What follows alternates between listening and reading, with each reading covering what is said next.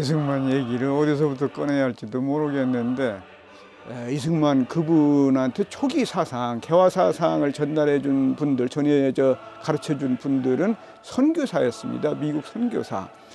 그 미국 선교사를 통해서 미국이 얼마나 강한 나라, 힘 있는 나라라는 것을 배웠더랬어요.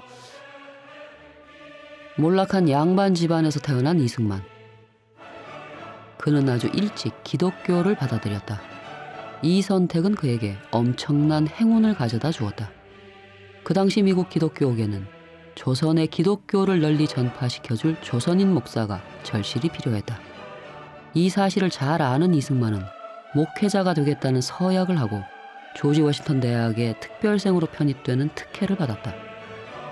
그리고 대학을 마치자 이승만은 박사학위 취득을 목표로 하버드에 들어갔다. 하버드를 갔는데 거기서 결국은 석사를 마치지 못했어요. 가갖고는 뭐 도저히 학업을 따라갈 수가 없었겠죠.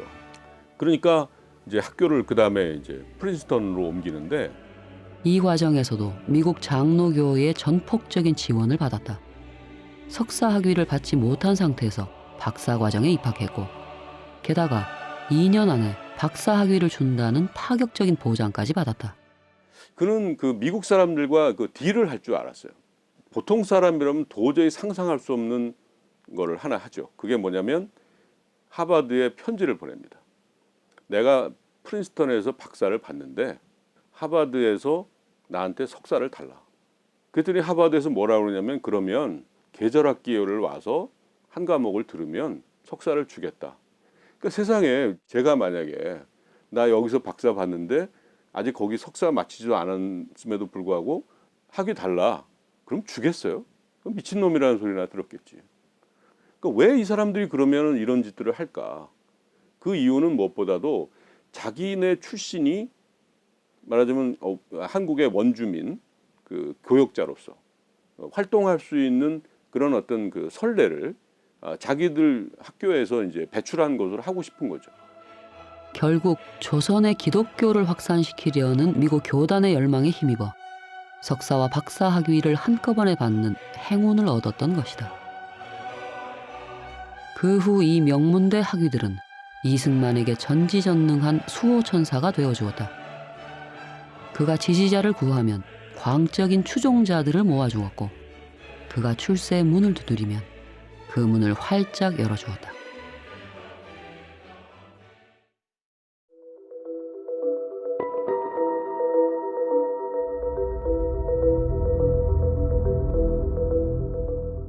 (1913년) 이승만은 하와이 호놀룰루에 도착했다.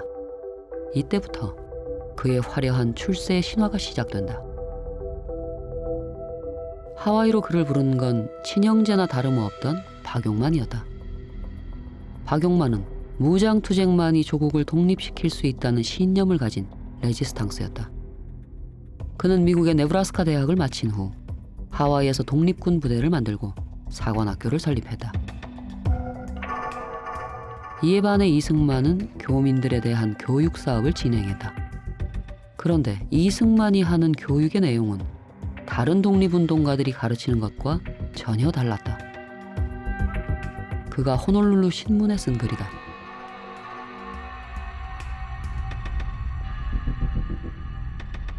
우리 학교에서는 일본을 비판하라고 가르치지 않는다. 나는 반일 감정을 일으킬 생각이 없다. 일본 신문들은 나에 대해 오해를 하지 말기 바란다. 오해는 빨리 풀수록 좋다. 오히려 이승만은 일본에 대해 아주 우호적인 시각을 가진 사람이었다. 그는 하와이에 오기 직전 미국 워싱턴 포스트와의 기자회견에서 이렇게 말했다. 한일 합방 후 3년도 지나기 전에 한국은 낡은 인습이 지배하는 느림보 나라에서 활발하고 떠들썩한 산업경제의 한 중심으로 변모했다. 놀랍게도 이승만의 말은 일본의 식민지 근대화론과 똑같다.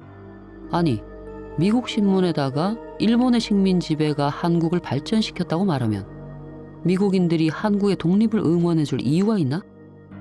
이 사건만 본다면 그는 한국이 독립할 필요가 전혀 없다고 선전하고 다니는 악질 친일파다. 그럼 대체 이승만의 정체가 뭘까?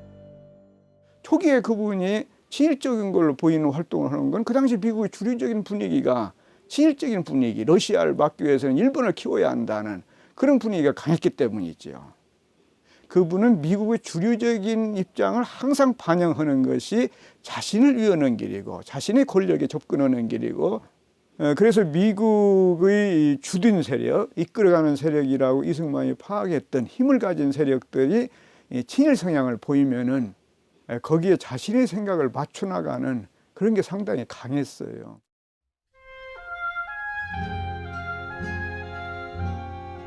그는 아주 머리가 비상한 사람이다.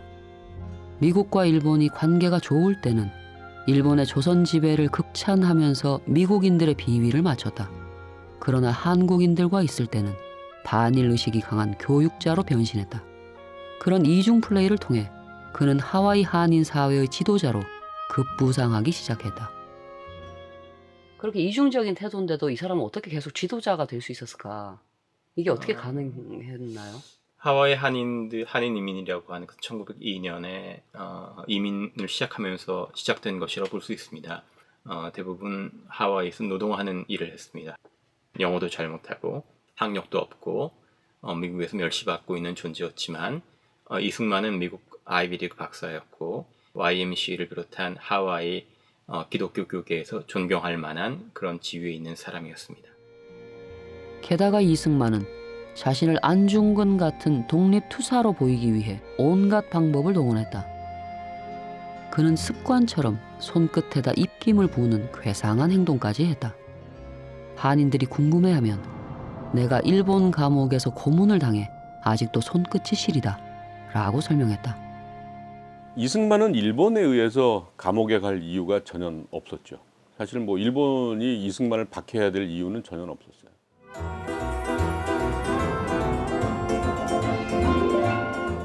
사실은 이분은 일제 때 한국에 들어온 것은 기독교 관계로 잠깐 일제 강제 병합 직후에 잠깐 들어왔다 나간 것 빼놓고는 없고, 감옥수 살해한 것은 이 고종 황제 때 감옥수 살해한 거가 있는 거 빼놓고는 또 없어요.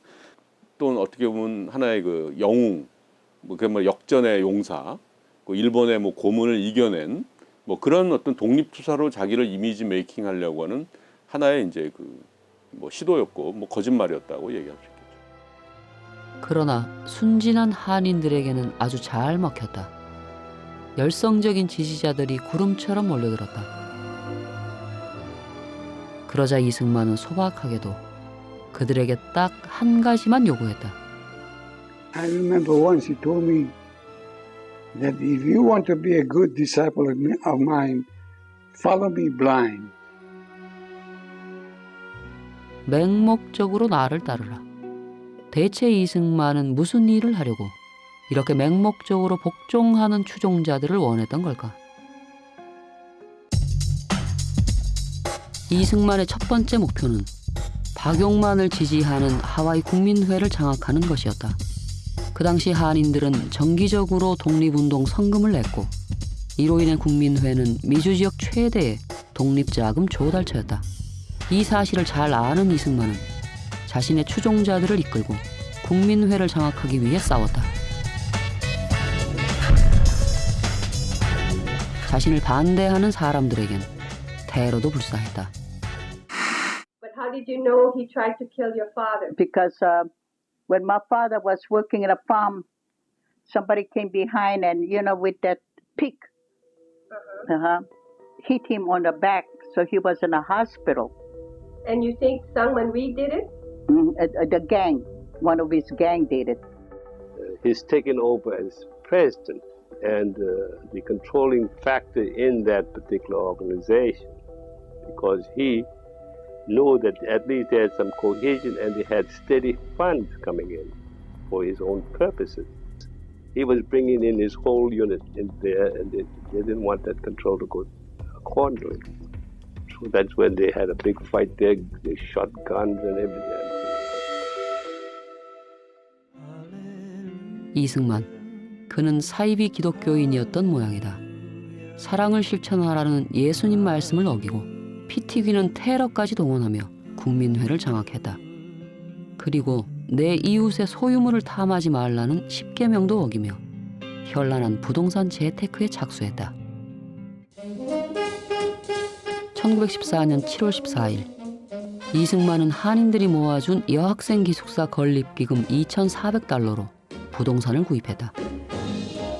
그런데 바로 그날 이승만은 자신에게 땅을 판 프레드 베링거에게 그 땅을 담보로 1,400달러를 빌렸다. 조건은 1년 내 상환, 이자는 연리 8%였다.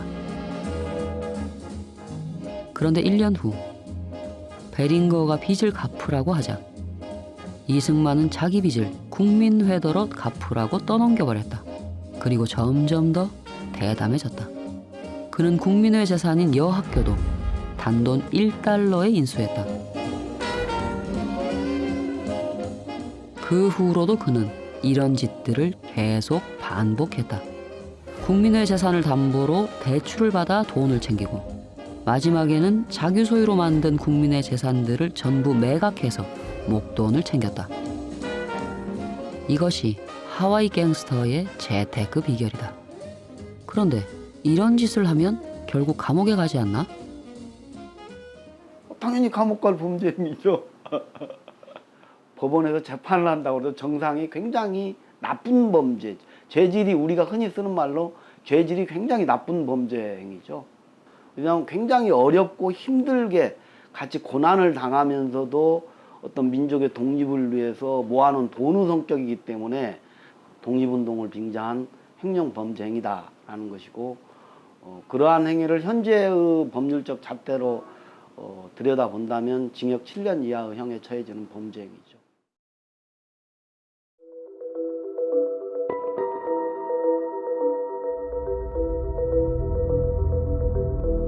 그러나 꼬리가 길면 잡히는 법이다. 이승만이 장악한 국민회의 공금 집행에 문제를 제기하는 사람들이 나타났다. 그들은 회계 처리가 엉터리라는 물증까지 확보하고 이승만 세력의 퇴진을 요구했다. 물론 이승만은 가만두지 않았다. 추종자들을 동원해 물증을 빼앗고 입을 막으려고 했다. 그러나 그들은 폭력 앞에서도 물러서지 않았다. 진짜 심각한 상황이었다. 만약 모든 비리가 탄로나면 이승만은 끝장이 난다. 물론 그는 머리가 아주 비상하다. 그는 아무도 상상하지 못할 기상천외한 해결책을 찾아냈다. 먼저 이승만은 재정 문제를 제기한 국민의 대의원들을 경찰에 고발했다. 폭동이나 소요를 일으킬 수 있는 위험 인물로 고발한 것이다. 그리고 1918년 2월 27일 재판이 시작되면서 이승만은 절대 해서는 안 되는 짓까지 저질렀다. 그는 법정의 증인으로 나와 미국 판사를 향해 이렇게 말했다. 판사님, 이들은 박용만 패당이며 미국 영토에 한국인 군대를 만들었습니다. 이들은 위험한 반일 행동을 하며 일본 군함 이즈모가 호놀룰루에 도착하면 파괴하려는 음모까지 꾸민 무리들입니다.